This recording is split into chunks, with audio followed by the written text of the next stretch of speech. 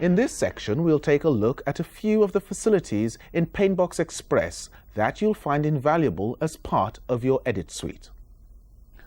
To get into Paintbox from the desk, select P or R depending on your configuration of Paintbox.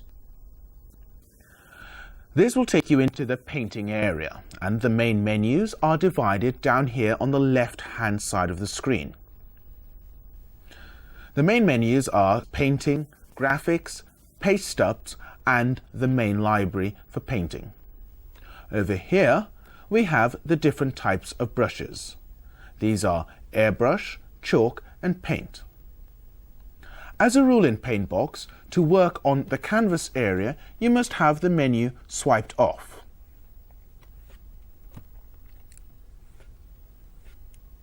A swipe down will take you to the palette. In here, we can choose a brush, and we can change the size of that brush as well.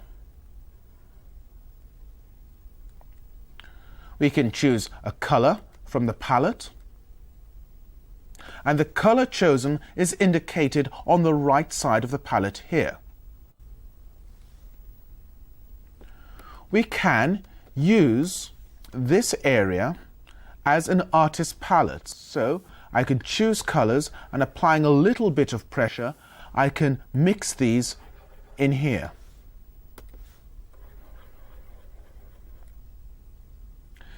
It is pressure sensitive control, so the harder I press, the more paint I release, and the lighter I press, the less paint will be released.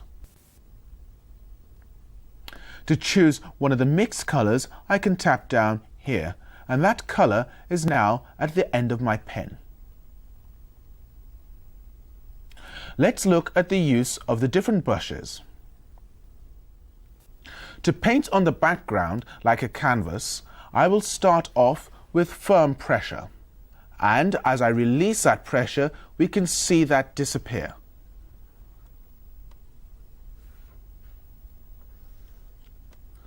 The chalk brush is a textured brush, and if we look at that, I'm going to start off with a very light pressure and increase that. And you can see as I go over those lines how it's built up over there in intensity.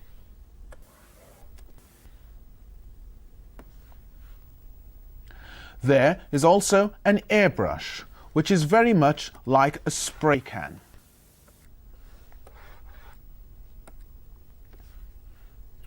So I can choose a size, and as I press down, the heavier I press, the more paint is released. And again, the lighter I press, the less paint is released from the brush. So the three main brushes in paint will give you a solid paint, chalk, a textured finish, and airbrush, giving you a spray can finish. To clear the palette, I'm going to select white and press down in this box here and hold it. That has cleared the artist palette, and now to clear the screen, I can choose a color, put it in this box here next to wipe, and wipe the screen. There is a library within Paintbox, so I could go into here and I could find a picture, a stencil, a cutout, or text. I'll look for some pictures either on an exchangeable magneto-optical drive or on the local disk.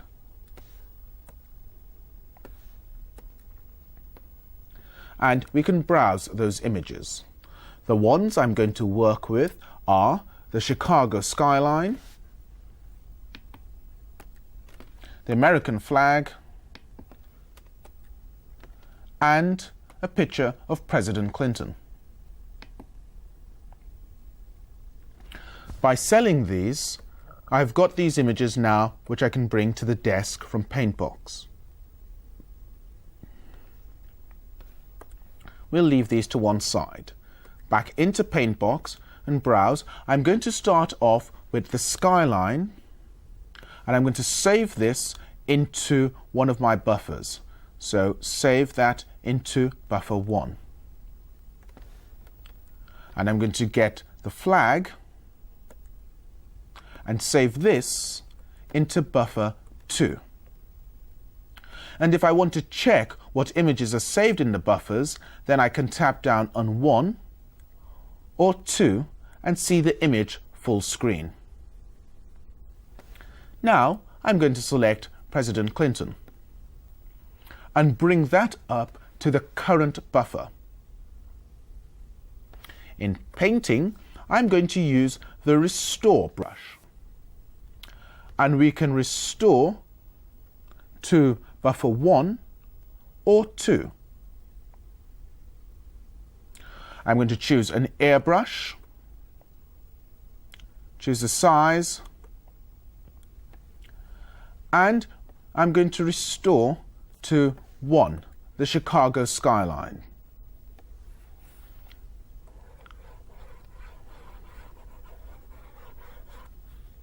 I'm going to adjust the size of the brush and bring more of that in.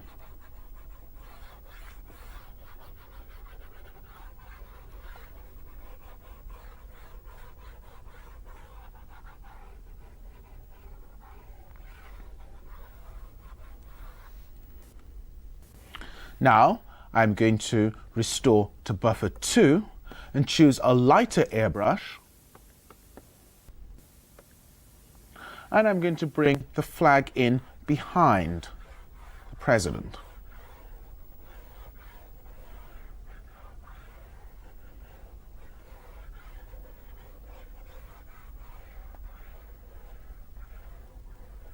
And maybe just a little bit onto the building.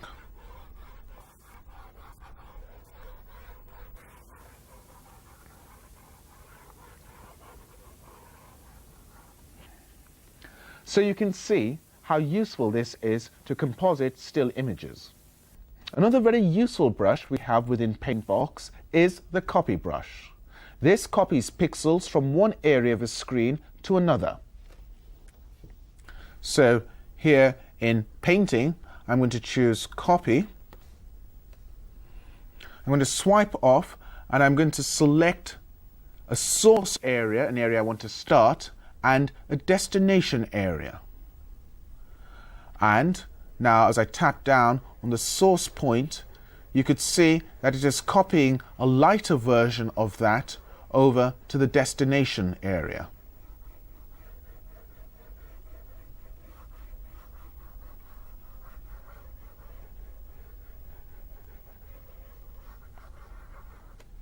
If I wanted to change destination points or source points, then I could do that by picking my pen off the tablet, tapping down, choosing a new source point and a new destination point, and then copy that in too, like so.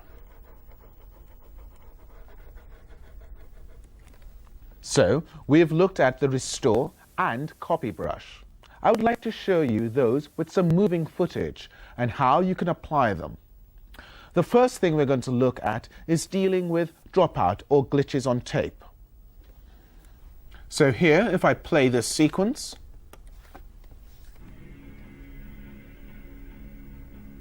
you can see we've got a very bad tape glitch in the middle of that image there.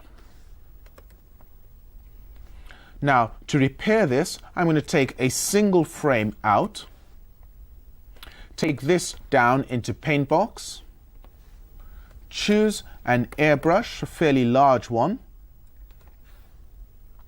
This time, paint out a field, either 1 or 2.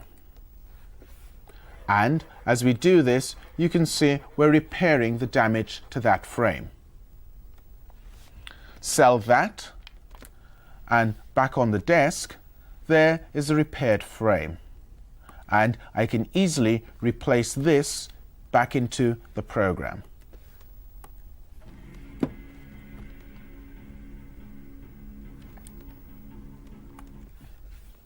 The copy brush is very good at getting rid of dirt or for cleaning up footage that may be old film stock. So in this particular shot, we're just going to paint out very selected areas within the image.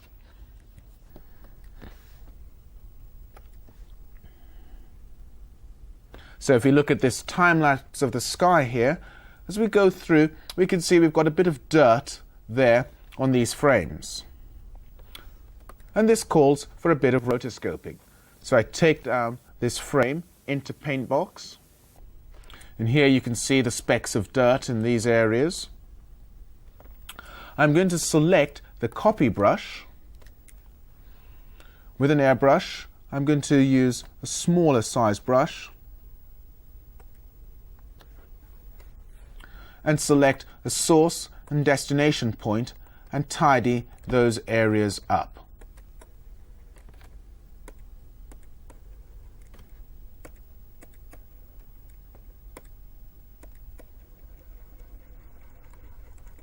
When you're finished, button 1 will sell that and buy in the next frame.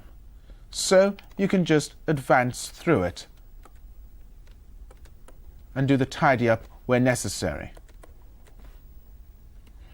The nice thing about using Paintbox Express within Editbox is that I can review the clip right here in Paintbox. So I can hit that and go through and see what changes I have done. You can see that I've brought in 200 frames and I'm currently on frame 14. So just by hitting the R for review, I can check what I've done so far. There are several good uses of Restore. I'm going to take a copy of the clip I repaired in the DVE and make a black and white version of that in MixFX. And then we'll work with a black and white version and a full color version of that in Paintbox. So here's a clip. I'm taking this down into MixFX.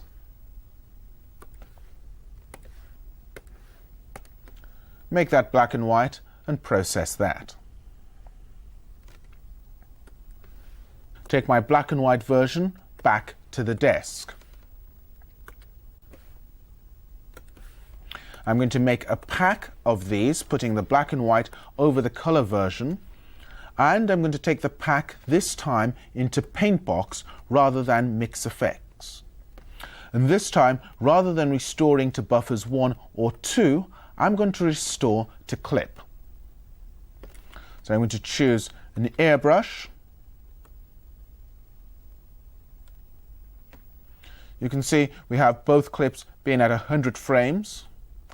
And I can create a custom wipe through this. So restoring to the background clip and then selling that.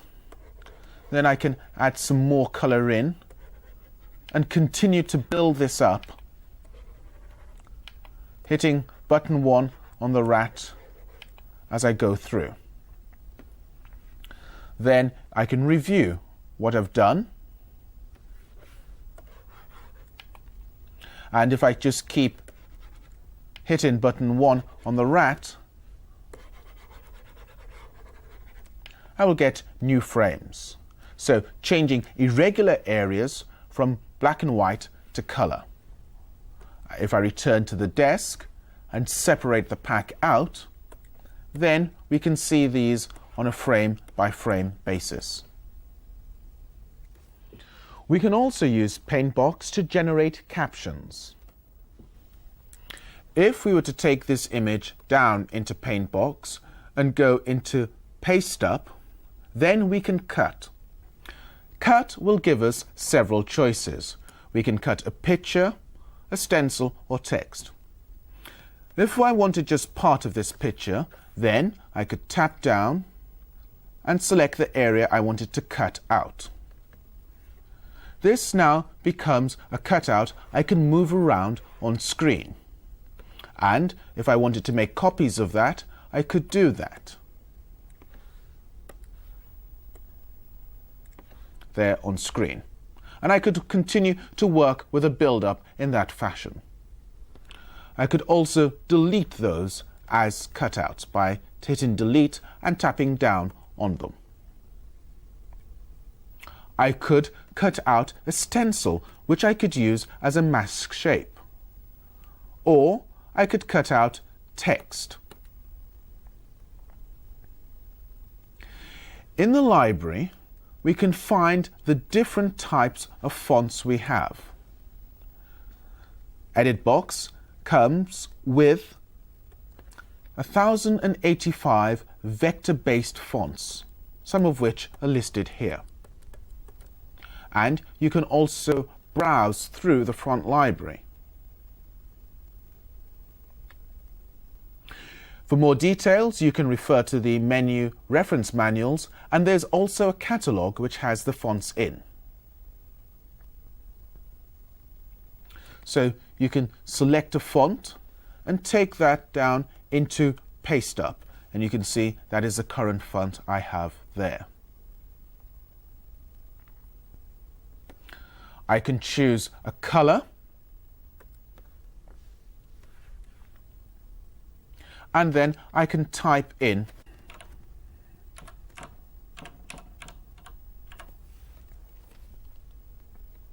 if I want to change the font, then I could do this with a soft selection here.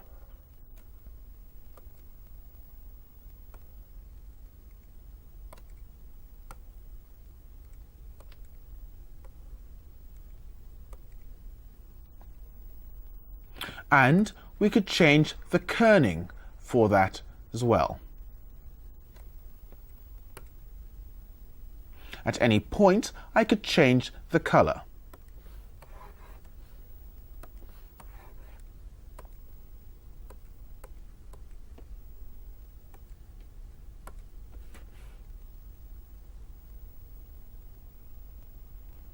So now that I've got the text I want, I could decide where I want to position it as a cutout. And in Paintbox, we can have up to 99 of these cutouts. I can position that there, and in Preferences, which is in the full page menu, I can choose a safe area.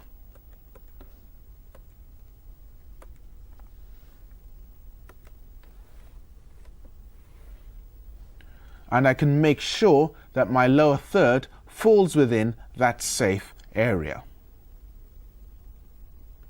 And I can switch the safe area off back in Preferences by toggling that on and off.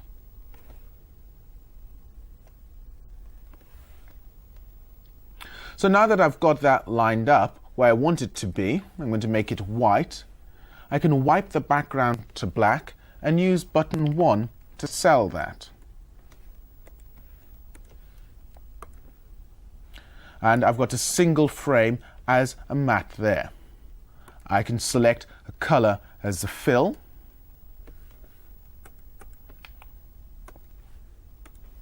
And add this key to it. Repeat this for the length of my background. Make a pack and take it in the DVE. So the key is there, and now I can add a shadow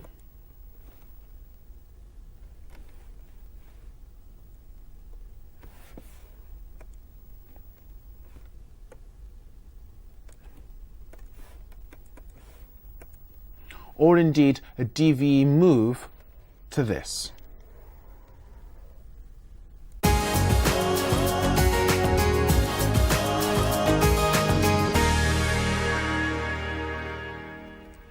We can use a combination of the captioning capabilities within Paintbox and pack replacement on the desk for repetitive graphic work.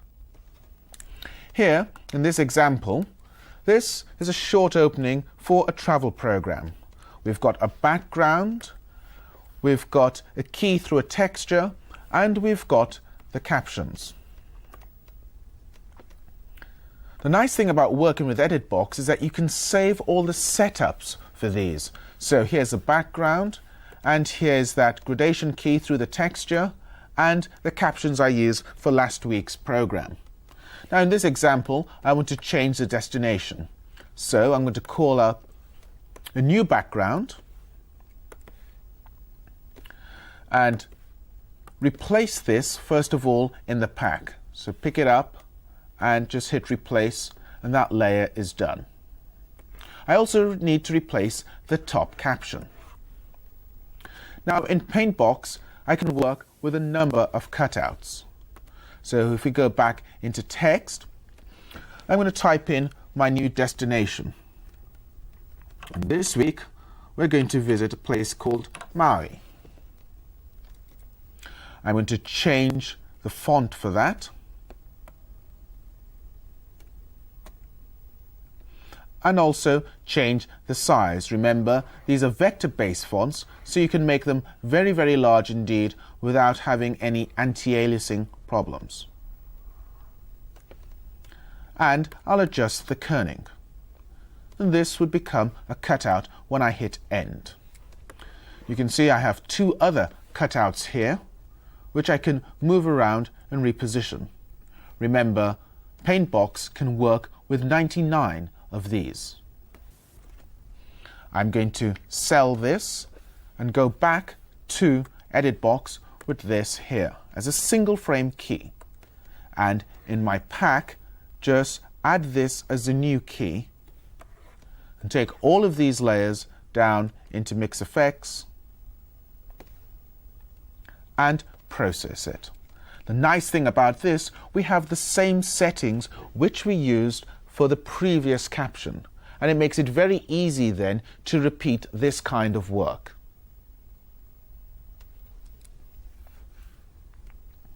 And now that is done, I can blend and take a look at that as my new destination.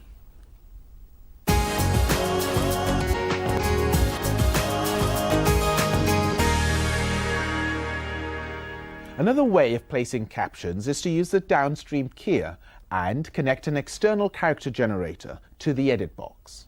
We'll just call up a sequence, waiting to be finished. This is a conform we looked at earlier. I'll take this down to my in-out menu, select DSK, CapGen as a source,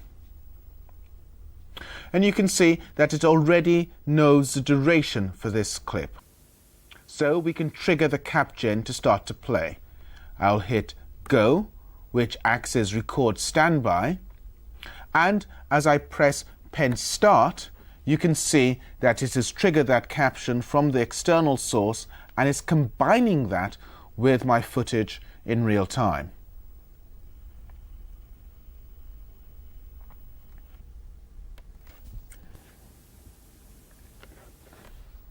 And now I can take that back to the desk and we can see that.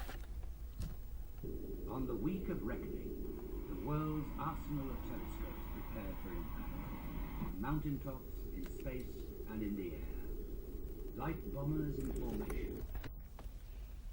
For many years, Quantel Paintbox has been the standard for creating television graphics.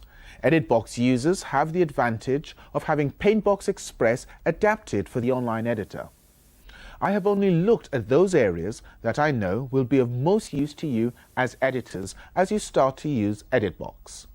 These have been the different uses of brushes. We saw these used for image repair. Creating custom wipes for the material you're working with is simple in Paintbox, as is matte creation. Captioning can be created with the Paintbox and manipulated within the Mix Effects area. Or the DSK function can be used to bring captions in from an external character generator.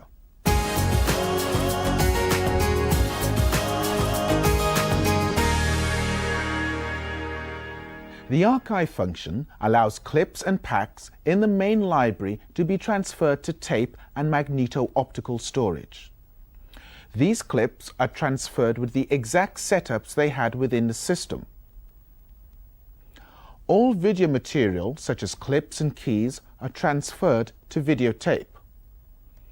All setups, such as pack information, is transferred to the magneto-optical. Archiving is an extremely useful function. It gives you the flexibility to back up a job in progress and clear the system out to start a new session. It also allows you to keep a backup of a completed job that may need to be reworked in the future. It's easy then to make changes to a job, days, weeks or months after the first edit. Preparing to archive. The archiving process needs a magneto-optical and videocassette pair. You will need to have a striped tape with timecode and a blank magneto-optical which you place into the drive in the Editbox mainframe. Go to the full page menu, select Disk, Name, type in the name you want,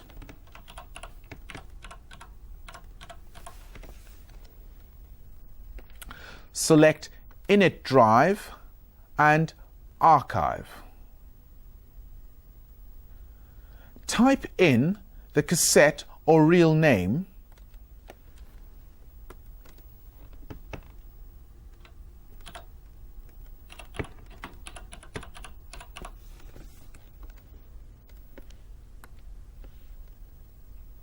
and also the timecode areas on the striped tape.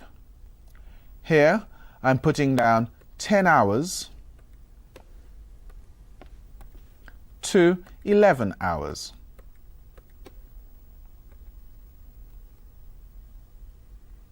Before you confirm that, go to the Configure menu and select No User Bits. This is if the tape has been striped without them. If user bits have been included when striping, then leave this menu unchecked. Before you hit Confirm, make sure that the tape name that you have given is in the Configure menu for that VTR.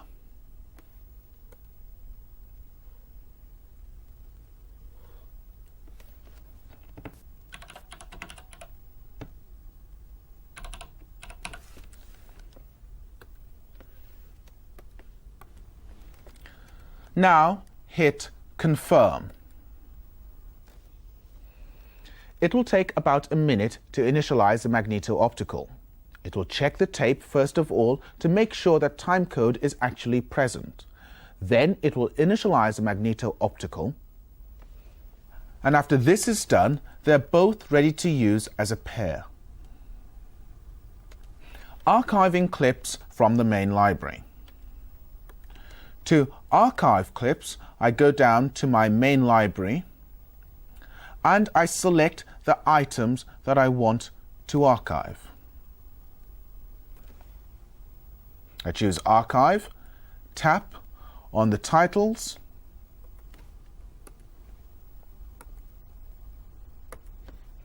and I confirm these.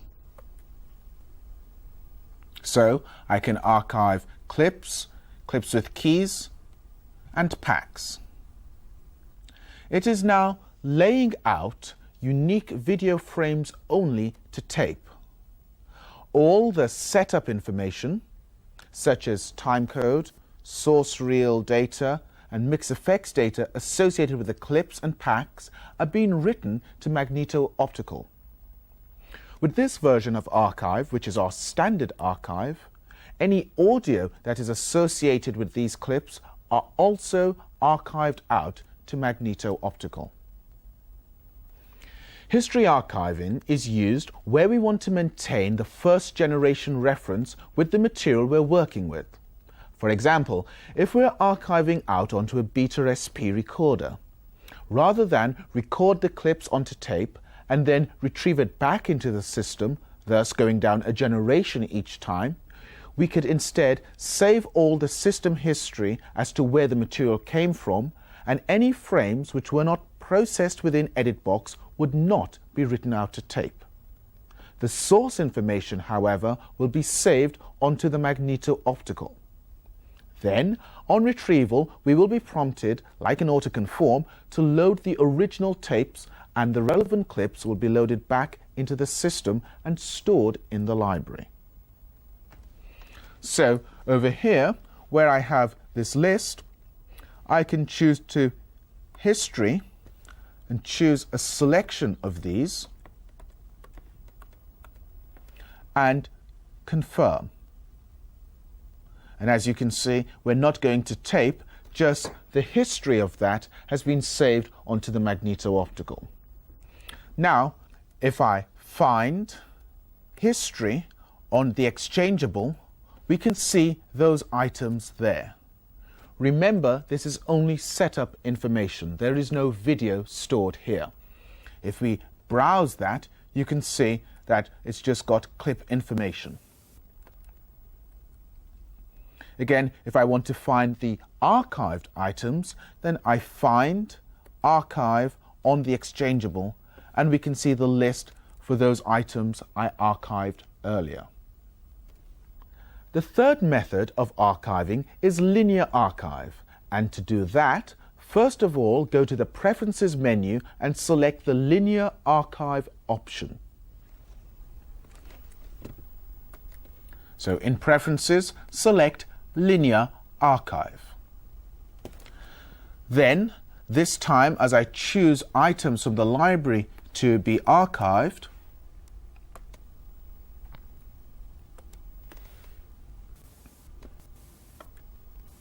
any audio that is associated with the clips will be written out onto the tape as well as the pictures. It is important to note that the names given to the clips in the main library are maintained when they are archived. So, if we go to retrieve some items on the Exchangeable drive, find Archive Exchangeable and hit End, and we can see those items which were archived. These items here, the rover, have been deleted from the main system. So, if I want to retrieve them, I select Archive, tap down on the one I want, and then Confirm. It'll prompt me to load the right tape into the player.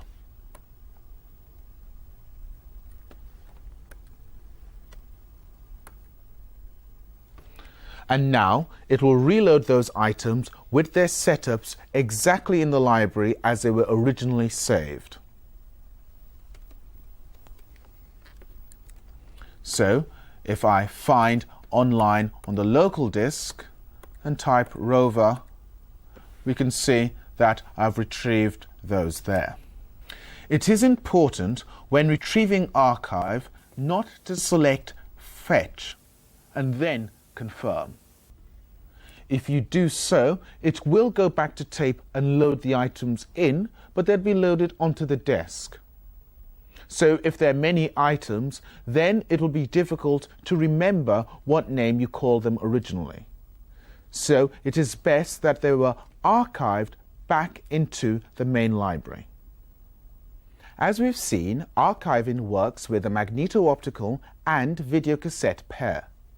The standard archive will save unique video frames to tape, and setup instructions will go to the magneto-optical. Any audio will go to the magneto-optical as well, to a maximum of 17.5 minutes per side. History will refer us back to the original source cassettes, and this is useful if you're using analog tape formats. And the final method being linear archive, where the audio is written to tape. And this is very useful for longer programs.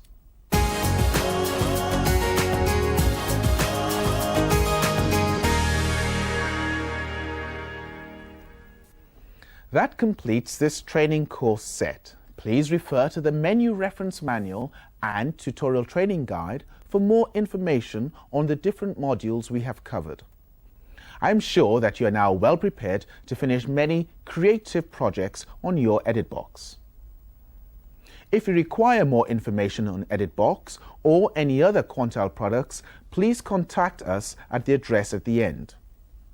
I will leave you now with another look at some of the work already created by Editbox users around the world.